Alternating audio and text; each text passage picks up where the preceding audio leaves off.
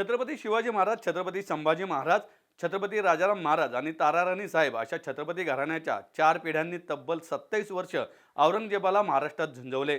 जगाच्या इतिहासात असे एकमेव उदाहरण आहे असे सांगत लेखक केतनपुरी यांनी छत्रपती शिवाजी महाराज आणि औरंगजेब यांच्या काळातील समकालीन घटना, दुर्मिळ चित्रे आणि पत्रव्यवहार शिवप्रेमींसमोर उलगडलाय. सुवर्णयुग तरुण मंडळातर्फे शिवजयंतीनिमित्त आयोजित शिवमहोत्सवाचे उद्घाटन कैलासवासी श्रीमती लक्ष्मीबाई दगडूशेठ हलवाई दत्त मंदिरासमोरील जय गणेश प्रांगण येथे करण्यात आले. यावेळी श्रीमंत दगडूशेठ हलवाई सार्वजनिक गणपती ट्रस्टचे अध्यक्ष सुनील रासने, कोषाध्यक्ष महेश सूर्यवंशी, सुवर्णयुग तरुण मंडळाचे अध्यक्ष प्रकाश चव्हाण, यतीश रासने, सौरव रायकर, मंगेश सूर्यवंशी, सचिन आखाडे, अमोल चव्हाण, राजाभाऊ घोडके आदी उपस्थित होते.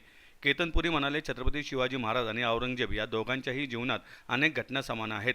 मात्र छत्रपती शिवरायांची बाजू न्यायाची आणि औरंगजेबाची बाजू अन्यायाची पाहायला मिळते. औरंगजेब आणि शिवरायांनी आपापले शत्रू मारले, मात्र त्यामागील दोघांच्याही विचारांमध्ये फरक होता. शिवरायांच्या याबाबतची शिकवण आणि विचार आदर्शवत आहेत. प्रकाश चव्हाण म्हणाले, 19 फेब्रुवारीपर्यंत विविध कार्यक्रमांचं आयोजन करण्यात आलं आहे. यामध्ये शिवव्याख्यान, मृत्युंजय हे महानाट्य, शिवकालीन युद्धकला, मर्दानी खेळाचे प्रात्यक्षिक अशा विविध कार्यक्रमांचा समावेश आहे. शिवजयंतीच्या दिवशी गुरुवारी दुपारी 4 वाजता पारंपरिक वाद्यवादन होणार असून सायंकाळी 7 वाजता शिवसाई प्रतिष्ठान ट्रस्ट निर्मित गणेश लोणारे व सहकारी प्रस्तुत छत्रपती शिवाजी महाराजांच्या जीवनावरील मृत्युंजय हे दगदगते महानाट्य सादर होणार आहे. तुम्हाला कदाचित कल्पना नसेल, शिवाजी महाराज ज्याच्या विरोधात उभा होते ना, तो हा औरंगजेब एवढा साधा नाहीये. जगाच्या 8 ते 9% भूभागावर या औरंगजेबाचं राज्य होतं. आजच्या जगाच्या 8 ते 9% भूभागावर राज्य करणारा हा औरंगजेब. याच्या राज्याचं त्यावेळेस वार्षिक उत्पन्न 28 कोटी रुपये होतं. त्यावेळेस 1658-1659 तो हा औरंगजेब.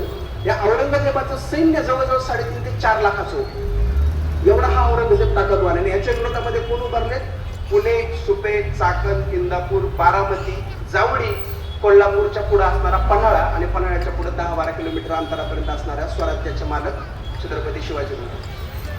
आणि असं असतानाही शिवाजी महाराज, संभाजी महाराज, राजाराम महाराज, ताराराणी अशा मराठ्यांच्या छत्रपतींच्या 4 पिढ्यांनी 27 वर्ष ह्या जगाच्या 8% भूभागावर राज्य करणाऱ्या औरंगजेबाला फक्त महाराष्ट्रामध्ये पळवलं. जवळजवळ 27 वर्ष. आणि हे जगाच्या इतिहासातच एका ठिकाणी घडलं, ते आहे महाराष्ट्र. काय लेवलला जाऊन औरंगजेबाने प्लॅनिंग केलं होतं आपल्या रस्त्यामध्ये येणाऱ्या, गादीवर बसण्यासाठी आपल्या रस्त्यात आडवे येणाऱ्या भावांना मारण्यासाठी. असा हा औरंगजेब आहे. आणि त्याच्या एकदम विरोधाभासी छत्रपती शिवाजी महाराज. शिवाजी महाराजांची भाऊ आहे. शहाजी महाराजांचं निधन होण्याच्या आधी दुर्दैवाने संभाजी महाराजांचं निधन झालेलं आहे कनकगिरीच्या वेड्यामध्ये 1653-1654ला. पण त्याच्यानंतर सुद्धा आपल्या वडील भावाच्या निधनानंतर जन्माला आलेला पहिला मुलगा म्हणून आपल्या भावाच्या आठवणी शिवाजी महाराजांनी आपल्या मुलाचं नाव ठेवले संभाजी. त्या संभाजी नावाचा इतिहास पण इंटरेस्टिंग आहे. शहाजी महाराजांचे सख्खे चुलत भाऊ आहेत संभाजी भोसले. संभाजी भोसलेंचा खंडागरी हत्ती प्रकरणामध्ये जाधवरावांच्या मंडळीकडून हत्या झाली. आपल्या भावाच्या आठवणीत शहाजी महाराजांनी मोठ्या पोराचं नाव ठेवले संभाजी. शिवाजी महाराजांच्या मोठ्या भावाची हत्या झाली म्हणून शिवाजी महाराजांनी आपल्या मोठ्या भावाच्या आठवणीत मुलाचं नाव ठेवलं संभाजी. राजाराम महाराजांच्या मोठ्या भावाची, संभाजी महाराजांची औरंगजेबाकडून हत्या झाली म्हणून राजाराम महाराजांनी आपल्या मोठ्या मुलाचं नाव ठेवलं संभाजी. हा भोसले घराण्याच्या भावांविषयी असणाऱ्या प्रेमाचा दाखला आहे. आहे नाही ती सगळी संपत्ती काढून दिली त्यांनी मराठी. 1 कोटी रुपये घेऊन शिवाजी महाराज निर्धास्तपणे महाराष्ट्रात आले. विचार करा, औरंगजेब 3.5 ते 4 लाखाचं सैन्य, नाही म्हणलं तरी जवळ 28 ते 30 कोटीचं उत्पन्न आहे. आणि त्या औरंगजेबाचा नाक, स्वराज्याचा नाक समजल्या जाणाऱ्या, त्या मुघलांच्या राज्याचा नाक समजल्या जाणाऱ्या सुरतेमध्ये शिवाजी महाराज बिनधास्त जातात. एकाही माणसाला इजाही होत नाही. नेलेल्या एकूण एक गाढवा सकट शिवाजी महाराज वापस येतात. आणि ही गोष्ट औरंगजेबाला काश्मीरला असताना समजतीये. पहिल्यांदा त्याला कळतंय की त्याच्या मामाची बोटं कापली. दुसऱ्यांदा त्याला कळतंय की शिवाजी महाराजांनी सुरतेवर हल्ला केलाय. आणि तिसरी बातमी त्याच्याकडे येते ज्याच्यामुळे औरंगजेबाचा इगोड झालाय. आणि त्या एका पत्रामुळं औरंगजेबानं कायमस्वरूपी भोसले किंवा छत्रपती घराण्याला दुश्मन मानलं. आणि ते पत्र लिहितं इराणचा बादशाह शाह अब्बास दुसरा. ते पत्र फार इंटरेस्टिंग. हे औरंगजेबाच्या आजारपणामधलं एक पेंटिंग आहे. औरंगजेब दिवस आजारी असायचा त्यावेळेसही तो दरबार घ्यायचा, त्यावेळेस काढण्यात आलेलं एक पेंटिंग आहे. पुढचा फोटो घ्या. शाह अब्बास. आता हे चित्र तुम्हाला स्क्रीनवर दिसतंय, त्याच्यात तुमच्या डाव्या कोपऱ्यामध्ये जो दिसतोय तो शाह अब्बास आहे, इराणचा बादशाह शाह अब्बास दुसरा. आणि उजव्या कोपऱ्यामध्ये औरंगजेब आहे आणि मध्ये अर्थात छत्रपती शिवाजी महाराज. इराणच्या बादशाहानी या औरंगजेबाला पत्र लिहिलंय आणि हा इराणचा बादशाह काय म्हणतो की तुझं एवढं मोठं साम्राज्य असं मला कळलं. तरबियत खान नावाचा तुझा माणूस 1 वर्षापासून माझी भेट घ्यायला माझ्या राजधानीमध्ये बसलाय.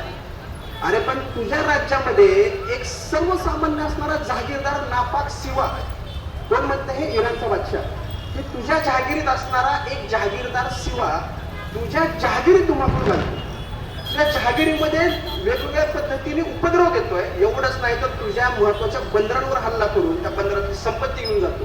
तुझ्या मुख्य सरदारांना तू मारून टाकतोय आणि तू इथं मला काय सांगतोय की तू तुझ्या भावांना मारलेस, तू तुझ्या बापाला कैदेत टाकलेस आणि तू आलमगीर नाव घेतलंयस. आलमगीर म्हणजे जगत जेता. तू जगत जेतास आणि तू आलमगीर नाहीस, तू पिदरगीर आहेस. तू तुझ्या बापाला कैद करणार, तुझ्या भावाला मारून टाकणार आहेस आणि तुझ्यासोबत मी युती करू. इराणच्या बादशाने या औरंगजेबाचा एवढा अपमान केला 1663च्या पत्रामध्ये की हा औरंगजेब वायबल झालाय. की कोण आहे हा शिवाजी, कोण आहे हा शिवा, दख्खनीत राहतो, एवढीशी त्याची जहागीर आहे, मुघलांच्या एका सुभ्यापेक्षाही कमी त्याचा भाग आहे आणि इराणचा बादशाह त्याचं उदाहरण देऊन माझा अपमान करतो. या शिवाचं अस्तित्व संपवायचं, कुणाला पाठवायचं आणि मग पुढे नाव येतं मिर्झाराजी जयसिंग. कारण हा मिर्झाराजी जयसिंग औरंगजेबाचा अतिशय एकनिष्ठ आणि विश्वास आहे. त्यानंतर काय घडलं आपल्या सगळ्यांना माहिती, पुरंदरचा तह झाला.